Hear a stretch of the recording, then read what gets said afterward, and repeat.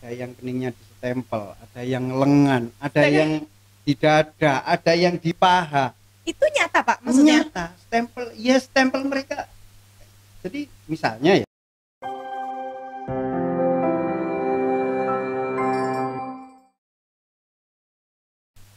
Halo Sobat Awas, kembali lagi di Form A, podcast resmi Bawaslu Kabupaten Malang. Dan kali ini kita kedatangan tamu yang luar biasa, yang jauh-jauh kita datangkan dari Sumber Mancing Wetan, Pak Mulyono. Assalamualaikum Pak. Waalaikumsalam warahmatullahi wabarakatuh.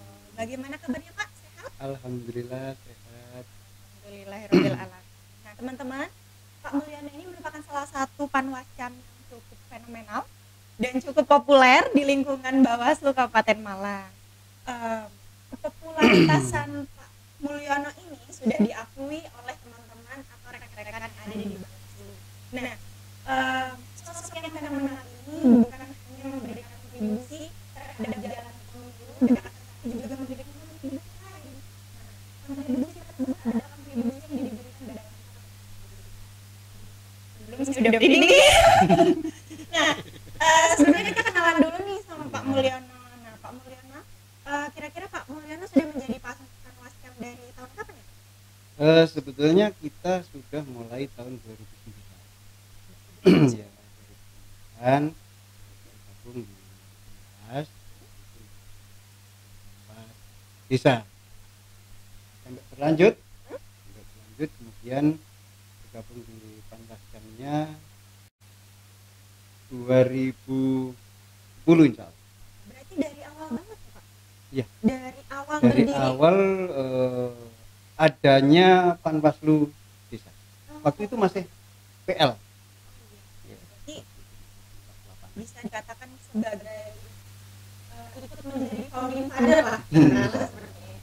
Nah, dari awal perjalanan Bapak, kira-kira Bapak ini sebenarnya diberikan kelebihan atau keistimewaan itu dari boleh diceritakan sedikit Tentang hal-hal yang berhubungan dengan metafisika itu tadi. Nah, ya. Itu sebetulnya saya memang bawaan sejak lahir, tapi kami berusaha untuk mengikuti dari masyarakat. Ini pada kali ini saya terlibat cerita-cerita sejak dulu itu awal saya itu 1965.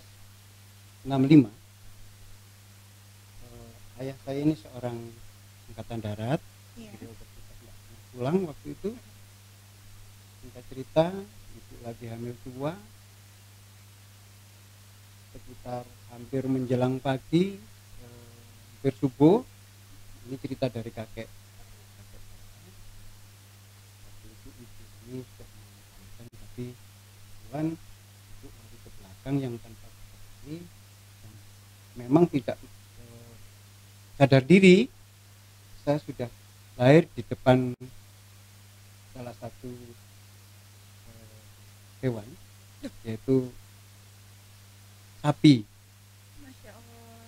Berarti dari proses kelahiran Bapak saja itu sudah memberikan apa ya, kejadian yang cukup fenomenal nih. Sehingga sampai saat ini juga Bapak cukup dikenal dengan popularitasnya seperti itu. Beranjak ke tahun awal perjalanan Bapak menjadi seorang panwas. Bapak kan tadi berbicara bahwa dari awal nih Bapak mengikuti proses perjalanan panwas mulai dari sana, mulai dari apa namanya, kantor Bawaslu sebelum berpindah ke sini. Nah kemudian sampai berpindah ke sini Bapak juga masih menjadi panwas. Masih dipercaya. Kemudian Pak, kalau dari awal dulu kira-kira kejadian apa aja sih Pak yang pernah Bapak rasakan ketika menjadi seorang panwas pada saat itu? Sebetulnya banyak kejadian itu, cuman yang lebih yang bisa dikatakan ini mulai flor itu ya, mulai teman-teman mengenal kita itu sekitar tahun 2012. Waktu itu kita di cek itu yang pertama kali saya lupa, itu di salah satu hotel di wilayah Banyumas. eh itu teman-teman cewek-cewek itu dari Panwascam itu ada beberapa kejadian. Malam pertama itu ya cuman merasa takut. Nah, malam keduanya karena waktu itu binternya itu 3 hari. Malam keduanya itu cewek-cewek itu paginya udah rame. Ada yang keningnya distemple, ada yang lengan, ada yang di dada, ada yang di paha. Itu nyata Pak maksudnya? Nyata, stempel mereka. Jadi misalnya ya, salah satu teman dari Tirto Yudo itu stempelnya buat nyetempel semuanya. Berarti benar-benar ada tintanya. Ada tintanya, sedangkan stempel itu ada di tas waktu itu. Kan dulu kalau SPG itu semua kan di bawah gitu ya, kalau bintang itu di bawah gitu ya. Dibawa semua, kemudian kita konsultasi bareng-bareng gitu. Heboh dong Pak berarti pada saat itu. Enggak. Setelah itu saya sebetulnya masih menutup diri. Ketika saya masuk di tempat itu aja sudah terasa iku ya gitu. Ya, cuman kita nutup diri, kita nggak mau lah membuat heboh gitu ya. Lah di tengah-tengah bintang malam Pak, pada saat itu kabupaten ya.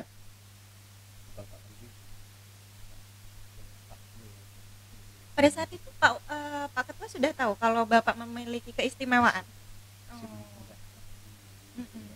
Memang kita nggak mau sih. Iya. Jadi, beliaunya udah seperti itu, anak-anak langsung tetap teman-teman Panwascam juga saya waktu itu Pak Suki sama Pak Supri, Mas Vicky, putra dari Pak Bin waktu itu melihat kamar dari cewek-cewek itu, ternyata memang iya.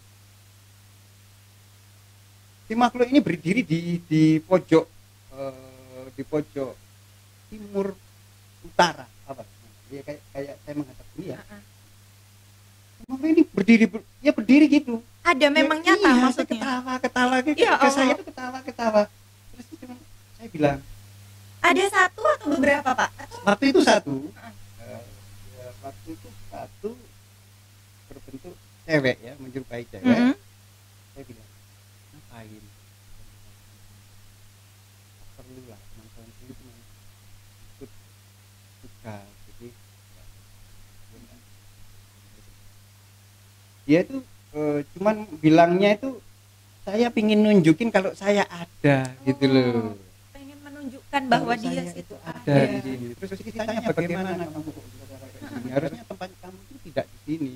Cuman hubungan batin itu ya saya ngomong ini sampai saya ditemani teman saya Pak Supri ini, saya ke teras belakang. Saya ajak masuk. Nah, ini teman-teman takut kalau saya itu semakin takut.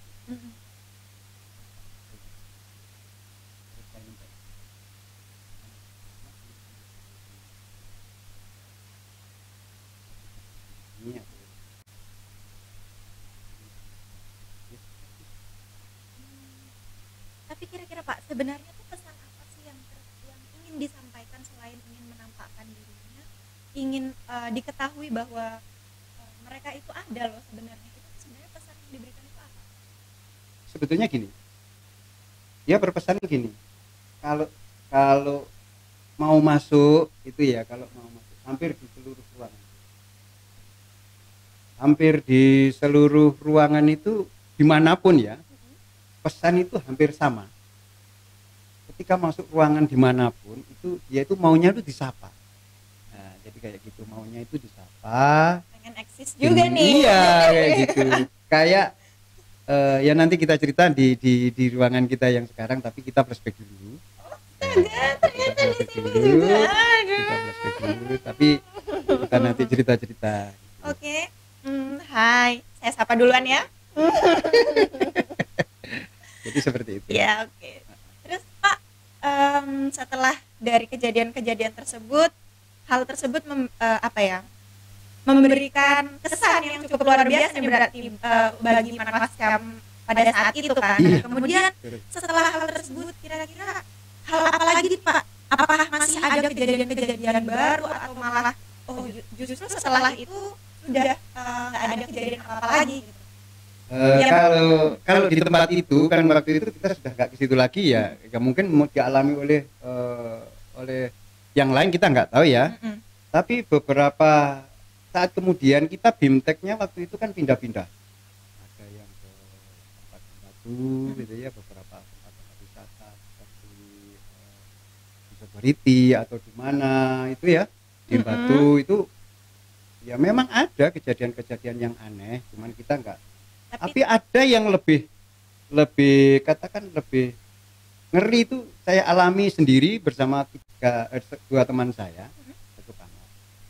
3 kali BIMTEK waktu itu pasti dapat satu kamar yang sama. Maksudnya nomornya sama. Jadi 317 atau berapa itu saya lupa. Waduh. Ini jangan-jangan ada kong kali kong nih ya. Antara mereka sama orang Bawaslu nih, jangan-jangan. Ayo. Waktu itu kan kalau biasanya teman-teman itu ya kalau kita hadir duluan kan mesti kita dapat nomor berapa gitu ya, atau sudah diacak sebelumnya. Berturut-turut 3 kali BIMTEK selang beberapa waktu di tempat yang sama itu di salah satu hotel. Tapi ini hotelnya berbeda.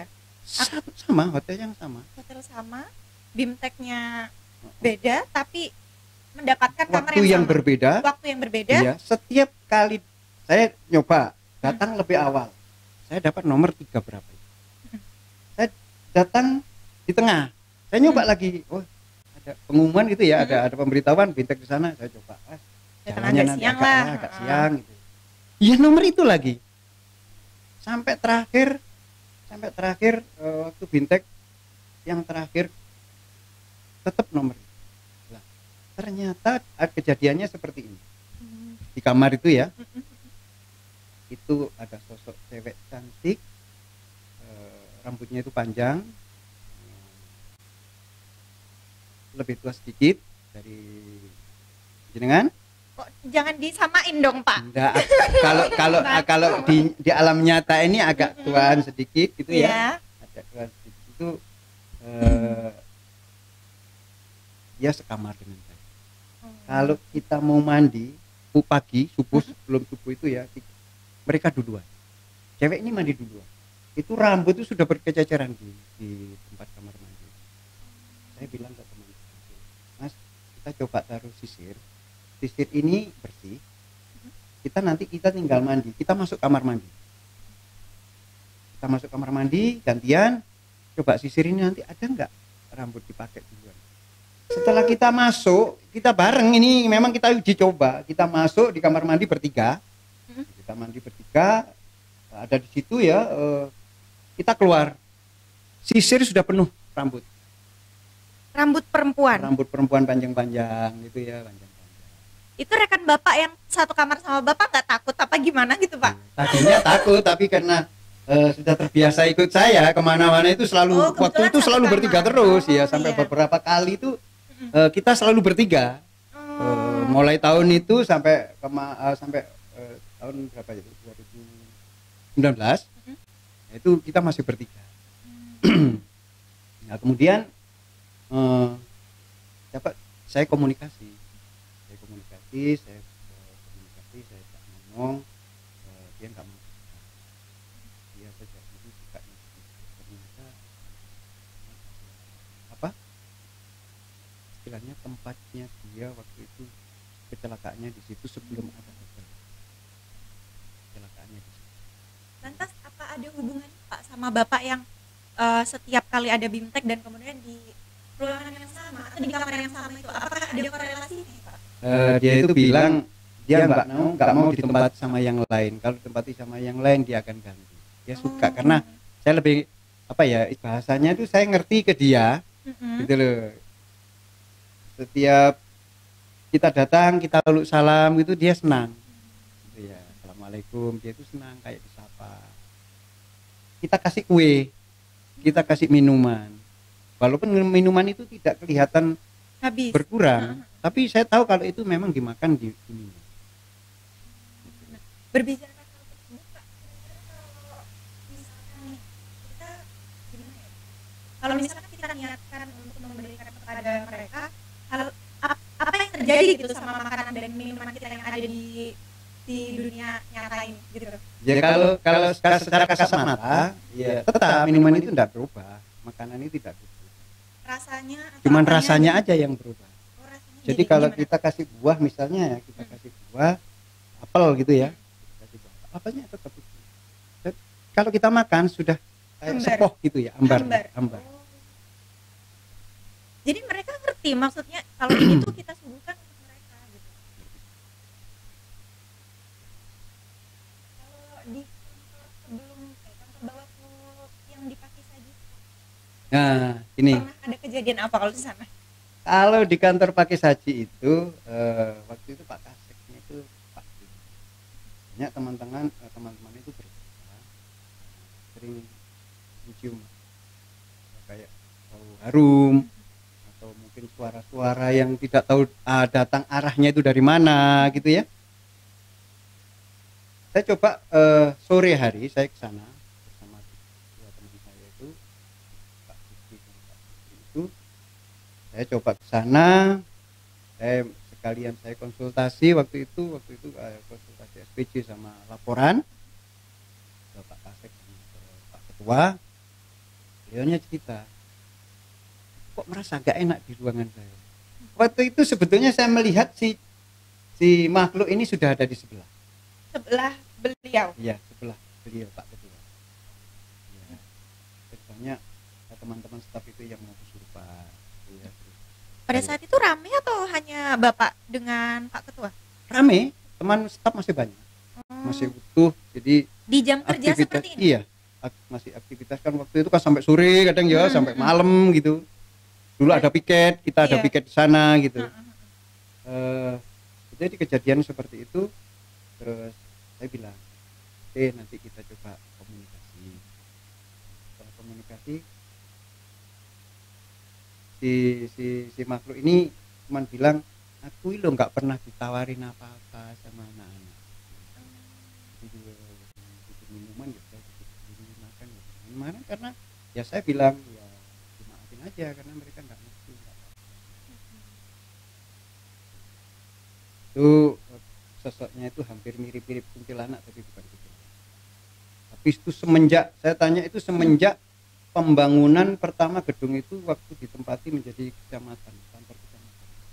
Oh, berarti udah lama aja. Udah lama sebelum ditempati.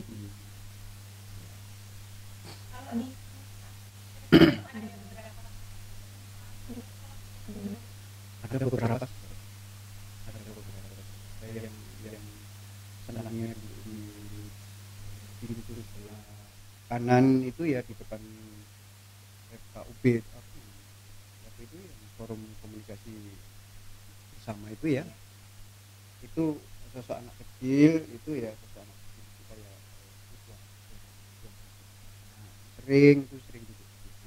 Kalau di belakang yang sekarang menjadi apa namanya itu yang di ruang di belakang yang agak lebar itu sosoknya.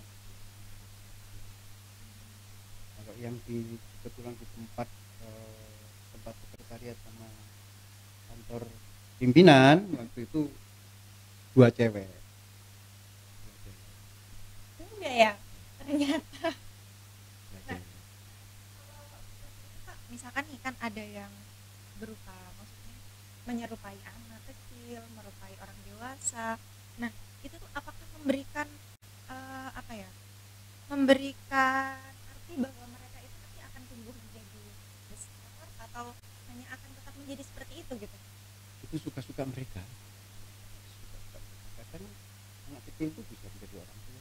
Oh, berarti pada dasarnya mereka tidak punya umur? Ya.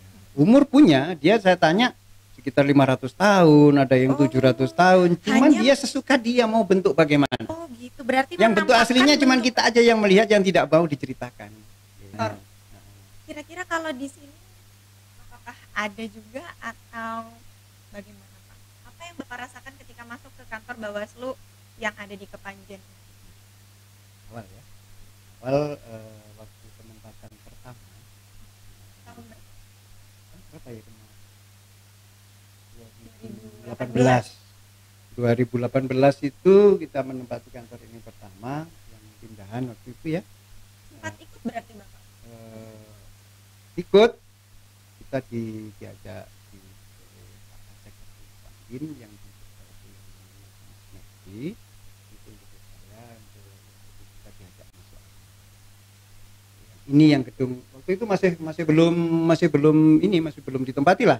Kita lihat-lihat gitu ya, terus kita izin sama Pak Ketua itu, terus oh ini tempatnya, oh ini ada anunya Pak Win, saya bilang gitu, ini kayak enggak enak tempat ini. Di tempat ini maksudnya? Di tempat yang sebelah sana awal dulu waktu kita masuk di pintu sana itu ada mobil itu ada itu Pak.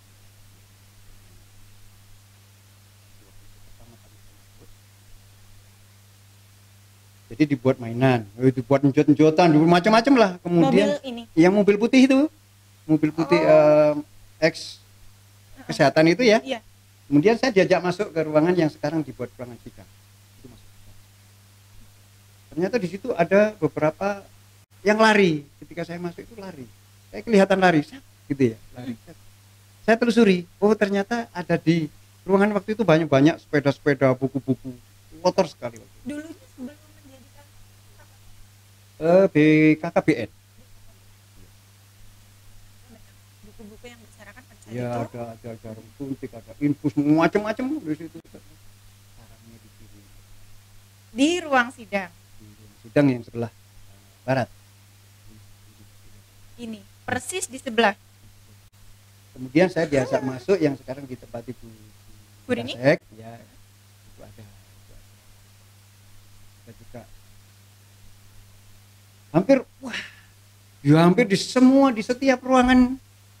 Itu kenapa sih Pak, kok setiap ruangan itu beda-beda? Itu Kan mereka senang, dianggap bahwa ini sudah tidak ada tempat mati. Dia enggak, kalau sebetulnya gini loh, dia itu bilang kalau ada manusianya itu dia tidak kerasan sebetulnya, apalagi ada lampu yang terang gini, dia tidak kerasan sebetulnya. Berarti mereka lebih Nggak suka nyaman, yang gelap lebih ya? suka yang remang-remang, gelap, yang hawanya itu nggak enak, itu memang suka. Enggak, maksud saya misalkan ada di satu ruangan ada sosok makhluk apa gitu. Nah, apakah mereka itu bisa campur bersama rekan-rekan mereka Ya. jadi satu gitu, atau mereka itu memiliki daerah kekuasaan seperti itu? Kalau di ruangan ini hampir kayak kita ini. Kayak apalagi kalau dia Maksudnya lagi jagong gitu ya. Saya melihat lagi jagong itu ya kayak kehidupan kayak kita. Jadi ada yang merokok itu ya di depan pintu, ada yang anak kecil lari sampai depan. Ada yang lagi orang tua ini sambil ini dimasuk ke ruangannya Pak Ketua yang ada bunga-bunga, ini ada orang tua gitu ya.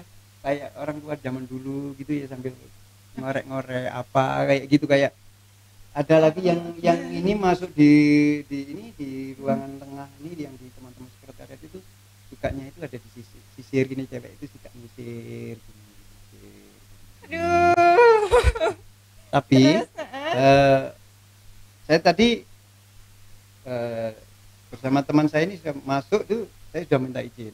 Saya mau menceritakan ini boleh. Terus diperbolehkan sebatas dia tidak mengulas bentuk wajahnya gitu. Berarti padahal saya mau tanya itu tadinya, tapi karena nggak boleh ya. Nggak boleh. Saya merasa bahwa ini ada tujuannya. Kenapa nggak boleh? Kasihan yang ditempatin nanti merasa mungkin dia tidak berniat untuk mengganggu, karena dia sudah menempati dan dia tidak mau terganggu juga. Dia sudah nyaman.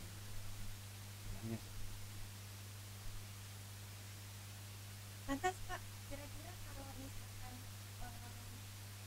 rekan-rekan kita yang ada di sini, maksudnya rekan-rekan staff gitu ya? Bukan, gitu. Rekan-rekan dari dunia lain yang tinggal di sini itu, apakah mereka memiliki tujuan tertentu atau hanya ingin hidup berdampingan dengan kita? Dia hanya ingin hidup berdampingan seperti biasa. Dia mengatakan, dia menunjukkan, aku lo ya urip kayak gitu. Aku ya makhluk pangeran kayak gitu. Dia mengakui, aku juga ada di sini di samping sampean. Cuman nggak usah. Menyadari. Iya, dia takut. Dia tahu. Misalnya jenengan. Oh gitu ya. takut gitu ya, mau masuk sendirian. Pernah jenengan datang duluan tanpa belum ada teman gitu ya, masuk, dia tahu dia gitu, tahu dia. Jadi malu. Terus kira-kira kalau misalkan kita takut, terus mereka itu seperti apa, Pak? Apakah mereka kalau yang jahil ya dia akan menggoda. Biasanya itu nggak tahu buku dijatuhin atau apa ya, pokoknya dia usil lah ya, lebih ke usil. Iya, lebih ke usil. Kalau enggak sebetulnya ya kejadian yang pernah Bapak alami kalau misalkan di kantor ini apa, Pak, yang pernah kejadian gitu yang sekiranya pernah menggegerkan staf atau apa gitu, pernah Bapak rasakan? Selama ini awal-awal kita sudah masuk kan sudah izin ya, kita sudah bilang minta permisi lah. Jadi nggak ada kejadian yang sangat fenomenal karena ya awalnya kita sudah izin mau ditempati teman-teman, tempati saudara, kalau ruangan ini mau dipakai lagi. Kalau dulunya cerita dari satpamnya, saya nggak tahu Pak Sapai waktu itu, mungkin nggak ada. Itu sering kali terdengar ya yang namanya gemblodak, yang namanya kayak piring jatuh walaupun dilihat sudah nggak ada gitu. Tapi piringnya ada? Ya nggak tahu, mungkin ya ada, waktu itu masih belum ditempati ini. Jadi yang nungguin gedung ini dulu sering bercerita kalau di tempat ini seperti itu. Makanya ketika masuk, mulai dari pintu depan kita masuk mau ruangan, kita yang bebas saja, yang penting assalamualaikum. Ada orangnya tidak ada orangnya, bahwa kita meyakini bahwa makhluk itu ada, ya kita assalamualaikum. Sebenarnya itu ya yang pengen ditunjukkan oleh mereka, kita juga ada. Kita juga ini loh siapa. Nah, gitu. Dia sama sih. Hampir tempatnya itu kalau dia bilang di pojok-pojok ruangan semua, di pojok ruangan termasuk sini semua itu ditempati. Cuman diam ya, semua diamnya di situ. Ya, itu urusan mereka. Urusan mereka. Saya kira ada apa makna tersendiri, kenapa kok di pojok gitu, kenapa nggak mau di tengah-tengah atau apa segala macam. Ya mungkin kalau di tengah takut ketabrak mungkin ya. Ada salah satu teman saya itu pernah salah satu panwasjam itu pernah bercerita di kantor sini pernah dicubit. Loh, pernah dicubit. Iya, tapi enggak tahu teman saya sekarang di mana, saya nggak mau nyebut orangnya. Tapi dia pernah bilang, kok dicubit sih Mbak? Saya bilang gitu. Ya Allah.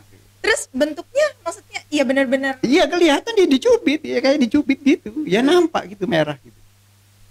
Berarti mereka pengen eksis juga nih. Nah, mungkin kita terakhir kira-kira pesan apa yang ingin Bapak berikan untuk teman-teman di luar sana ketika ingin masuk Babatul atau apabila ke tempat-tempat lain yang berhubungan dengan hal-hal tersebut, alangkah baiknya itu seperti apa? Jadi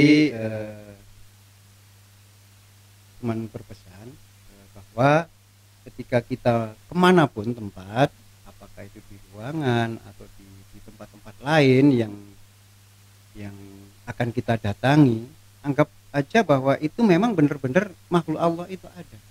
Ya walaupun kita tidak nampak. Ada beberapa orang yang memang bisa melihat. Jadi kita sapa, dan bagaimana? Dia menjawab atau tidak menjawab, kita mendengar atau tidak mendengar, kita uluk salam. Assalamualaikum.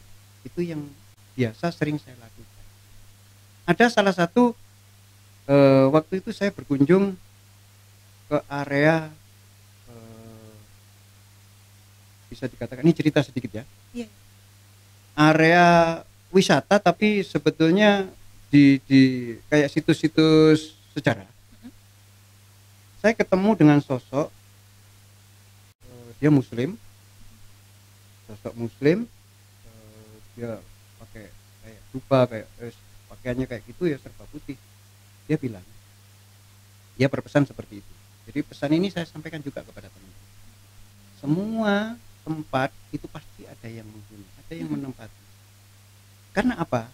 Kita tidak bisa bersentuhan Kita tidak bisa melihat mereka, tapi mereka bisa melihat kita. Kalau mereka mau, mereka bisa menyentuh kita. Karena ya, seperti itu untuk agar mereka tidak usil dengan kita, agar mereka itu merasa nyaman, walaupun kita tidak bersahabat, tapi kita mengakui bahwa makhluk itu ada, makhluk itu ciptaan Allah itu ada, maka kita harus beri salam. Terima kasih Bapak atas penjelasannya, dan terima kasih juga atas kedatangannya jauh-jauh dari Sumber Manjunatan. Nah itu teman-teman, pesannya adalah kita harus tetap menjaga istiqamah kita harus tetap menjaga etika kita tidak ke tempat manapun yang baik kita baru masuk, baru kenal, ataupun tempat yang sering kita kunjungi. Kita harus percaya bahwa makhluk Allah itu bukan hanya manusia saja, tapi kita juga harus mempercayai dan meyakini bahwa makhluk ciptaan Allah dengan menjalani itu kita harus tetap berjaga. Oke, begitu cukup sekian. Terima kasih banyak Kang Mulyono. Sama-sama. Dan teman-teman jangan lupa subscribe, komen, dan juga like, share ke teman-teman di seluruh Indonesia.